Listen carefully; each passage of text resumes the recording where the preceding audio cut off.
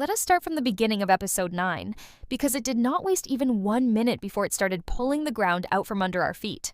The episode is called Auld Lang Syne. That is the name of the old song people sing on New Year's Eve. The song is about saying goodbye to the past and stepping into the new year. And the writers chose that title on purpose, because this episode was very much about goodbyes. Not the warm and happy kind, the kind that leave a mark on you. Kat and Elliot jump into the pond together. Their plan is simple. Go back to 1925, find Tessa, warn her about the explosion that is going to happen at the Lingermore party, and stop it before anyone gets hurt. That is it. That is the whole plan. Get in, warn Tessa, get out. Simple enough, right? Except the pond does not take them straight to 1925. Instead, it drops them in 1979 first.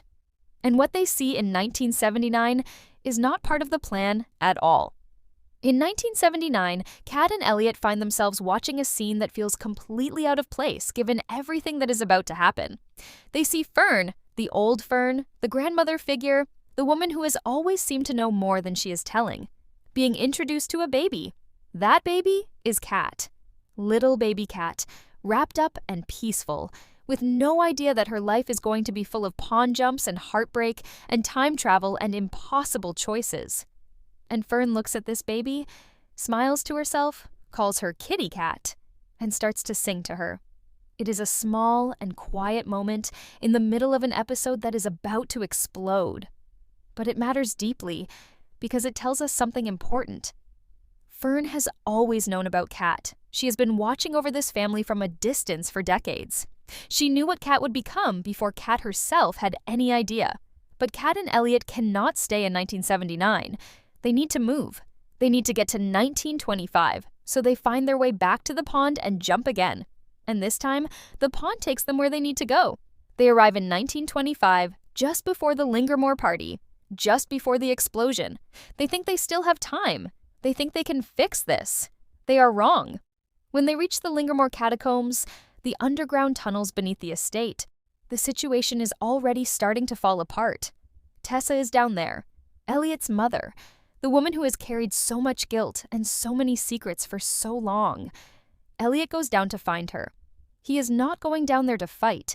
He is going down there to talk to her, to calm her down, to tell her that it is going to be okay. He just wants to bring her home safely. That is all he wants.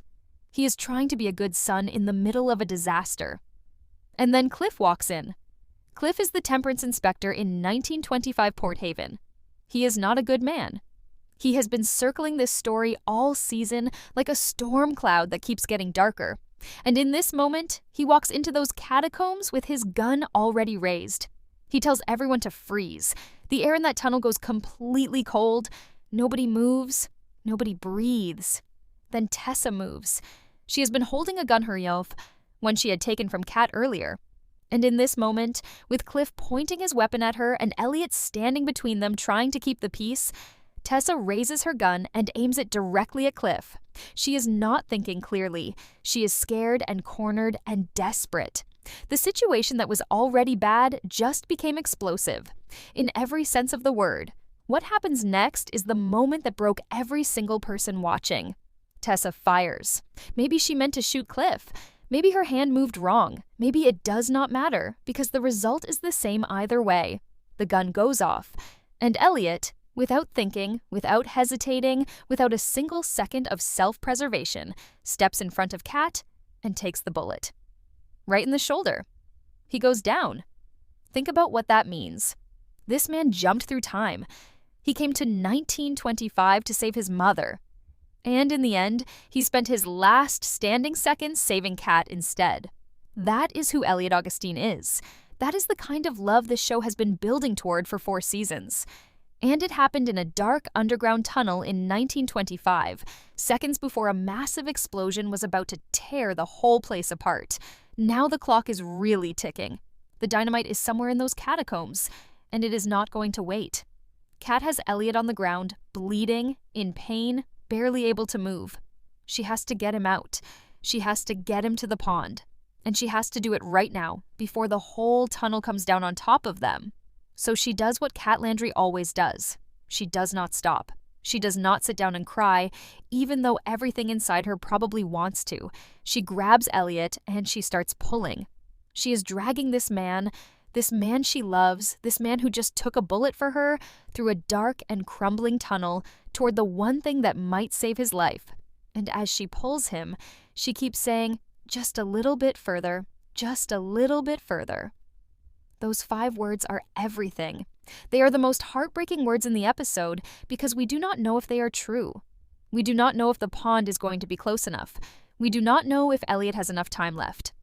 And then something completely unexpected happens.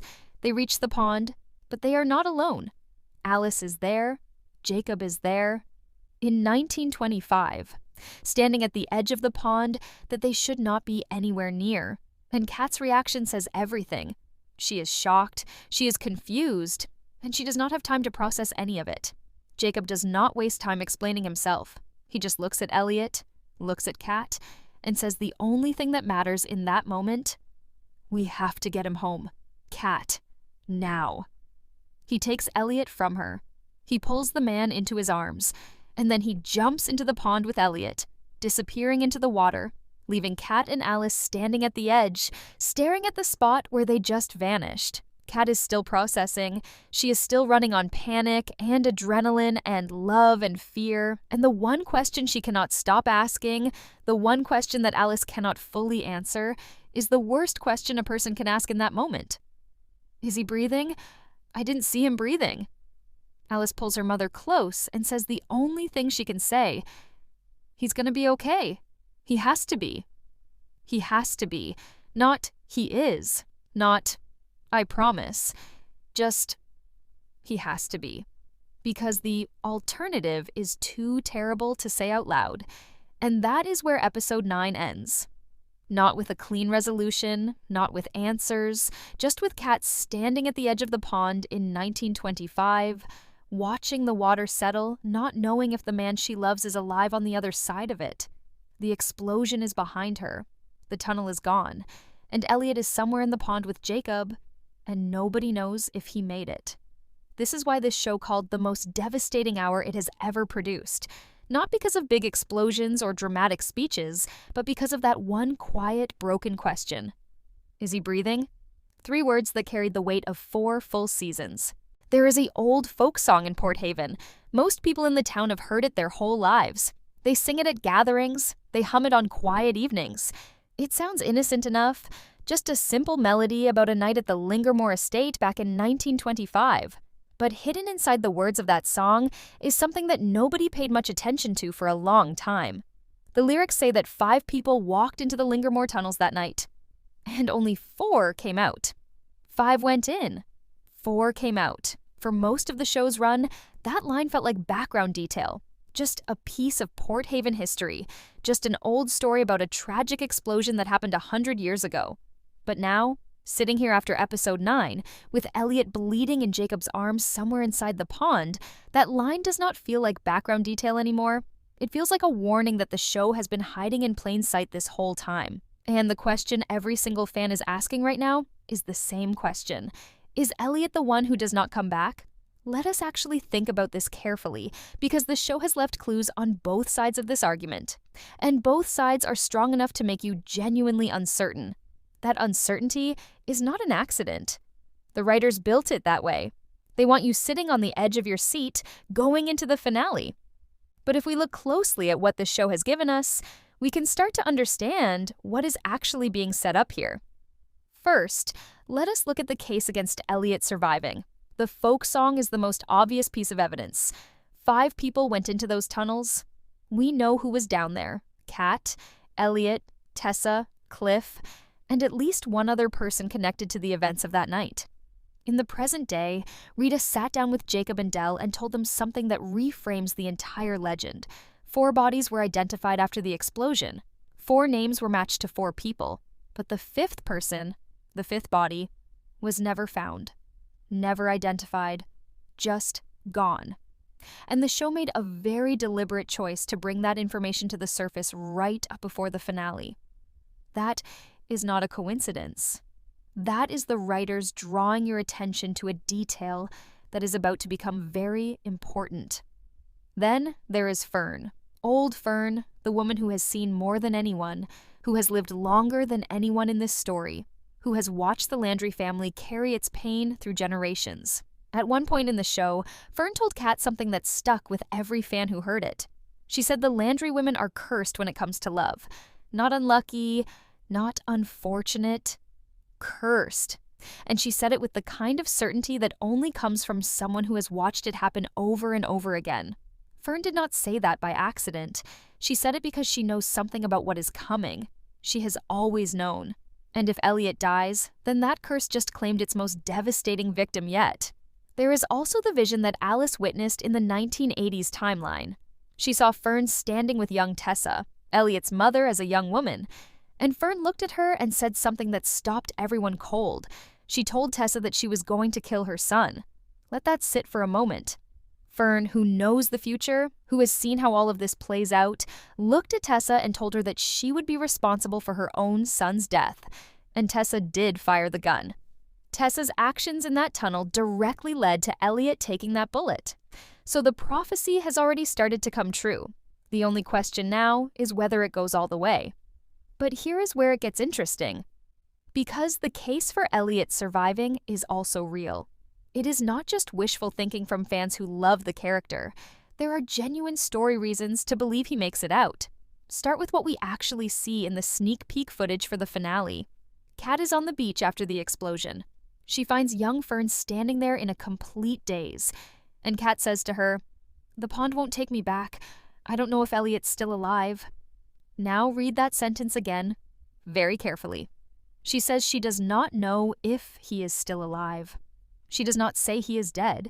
She does not say she watched him die. She says she does not know. And that small but very important difference tells us that as of that moment, Elliot was still alive enough that his survival was uncertain rather than impossible. If he had died in the tunnel or in the pond, Kat would not be saying, "I don't know." She would already know. The fact that she is uncertain means there is still a chance. Then there is Jacob. The way Jacob showed up at that pond in 1925 and took Elliot without hesitation. That felt purposeful. Jacob did not show up to say goodbye to Elliot. He showed up to bring him home. The show framed that moment as a rescue mission, not a funeral. Jacob's energy in that scene, the urgency in his voice when he said, "We have to get him home right now," that is the energy of someone fighting to save a life, not someone accepting a loss. And then there is the bigger picture of what this show has always been about. The Way Home, at its core, is a story about love surviving impossible things. It is about family holding together when time itself is trying to pull them apart. It is about women who refuse to give up on the people they love even when every logical sign is pointing toward letting go. If the show ends with Elliot dying, it confirms the curse. It says love loses. It says the Landry women were right to be afraid all along. But if Elliot survives, if love actually wins in the end, then the show ends by breaking the curse that has haunted this family for a century. That is the real question inside the question. It is not just, does Elliot die? It is, what kind of ending does this show deserve? And honestly, after 4 seasons of watching these characters suffer and hope and jump and break and get back up again, that answer matters more than any plot twist the finale could throw at us. The finale title is Ahead by a Century. A century. 100 years. That is exactly the distance between 1925 and 2025. And that title is telling us something. It is saying that whatever happened in 1925, every choice, every sacrifice, every bullet taken, it all echoes forward 100 years into the present. Elliot taking that bullet in 1925 is not just a dramatic moment for one episode. It is the moment that determines what the next 100 years of the Landry family looks like. It determines whether the curse ends or continues. It determines whether Kat gets to keep the man she loves, or whether she becomes another chapter in a long story about Landry women losing everything. So does Elliot die? The truth is, the show has been careful enough and clever enough that you genuinely cannot be certain either way. The clues point in both directions. The folk song says someone does not come home. Fern's prophecy says Tessa kills her son. But the sneak peek says Elliot is still alive enough to be uncertain. And Jacob's rescue says someone is still fighting for him. What we do know is this. When Jacob jumped into that pond with Elliot, he was not giving up. He was betting everything on the idea that the pond, the same pond that has caused so much pain, that has pulled this family apart across centuries, still has one more miracle left to give. And if there is one thing The Way Home has taught us over 4 seasons, it is that the pond always has surprises. Always. The only question is whether this particular surprise is the one the Landry women have been waiting 100 years for. There is something that has been sitting quietly in the background of this entire show that nobody has ever fully talked about. In 4 seasons of The Way Home, we have watched Kat jump into that pond more times than we can count. We have watched Alice jump. We have watched Del jump for the first time and come back completely changed. We have watched Jacob live inside different timelines for years. We have even watched Elliot jump. One by one, almost every important person in this story has touched that water and been pulled through time. But not Fern. Fern Landry, the oldest living member of this family, the woman who knows more about the pond than she has ever been willing to say out loud, the woman who looked at baby Kat in 1979 and smiled like she already knew exactly who that child was going to become. Fern has never been shown jumping. Not once. Not in any timeline. Not in any flashback. For 4 full seasons, Fern has existed on the edges of the pond story, always present, always watching, always knowing things she should not know, but she has never been the one in the water. Until now. The trailer for episode 10 and the sneak peek footage that has already been released is pointing towards something that fans have been quietly wondering about for years. Fern's first jump. And the circumstances around it are not joyful or magical or full of wonder the way a first jump might sound. When Kat finds young Fern on the beach after the Lingermore explosion, Fern is not standing there with excitement on her face. She is standing there in a complete daze. Lost. Confused. Like someone who just went through something so big and so overwhelming that her mind has not caught up to her body yet. And the first thing she says is not, "I made it," or "I understand now." The first thing she says is, "The pond won't take me back." 4 words that completely change everything we thought we knew about Fern Landry. The pond will not take her back. That means she jumped. It means the pond accepted her, pulled her through time, showed her something, and then, for reasons we do not yet understand, refused to return her to where she came from. She is stranded. A young woman in the aftermath of an explosion, soaking wet, disoriented, and cut off from the timeline she belongs to. And the person who finds her in this state is Kat, a woman from the future who is also stranded, also panicking, and also desperately trying to figure out if the man she loves is still alive. Think about how strange and beautiful that meeting is. Kat, the Landry woman of the present, standing on that beach with a future version of old Fern somewhere in her memory, the woman who warned her about the curse, who sang to her as a baby, who always seemed to carry the weight of knowing too much. And here in front of her is that same woman as a young girl, experiencing the pond for the very first time, just as lost and scared as Kat is right now. 2 Landry women from completely different points in time, meeting in the middle of a catastrophe, neither one of them knowing what comes next. This is the scene the show has been building toward without ever announcing it. Because Fern's first jump is not just a cool moment for longtime fans. It is the origin point of everything. Fern is the reason the Landry women are who they are. She is the first one. She is the beginning of the line.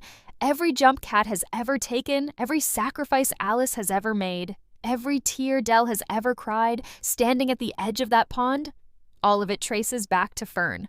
And if her first jump happened right here, right in the middle of the Lingermore disaster, surrounded by smoke and chaos and the sound of an explosion still ringing in the air, then this moment is not just important to Fern's story. It is the moment that created the entire Landry legacy. Now, here is the question that nobody can stop thinking about. Why did the pond choose this moment? Fern has lived near that pond her whole life. She grew up in Port Haven. She has walked past that water, probably sat beside it, probably watched it on quiet mornings and wondered what it held. And for all that time, it never called to her. It never pulled her in. But on the night of the Lingermore explosion, in the middle of fire and gunshots and chaos, the pond suddenly decides that this is the moment Fern Landry gets to travel through time. Why this night? Why this moment? The most believable answer is the one that connects directly to everything else happening in that tunnel. Fern jumped because she had to, not because she chose to in a calm and peaceful way, but because something in that moment, something she saw, something she felt, something she was about to lose, pushed her toward that water without giving her a choice. The pond does not always wait for you to be ready. Sometimes it takes you because the story needs you somewhere else. And on the night of the Lingermore explosion, the story needed young Fern somewhere, or sometime, that she could not reach by walking.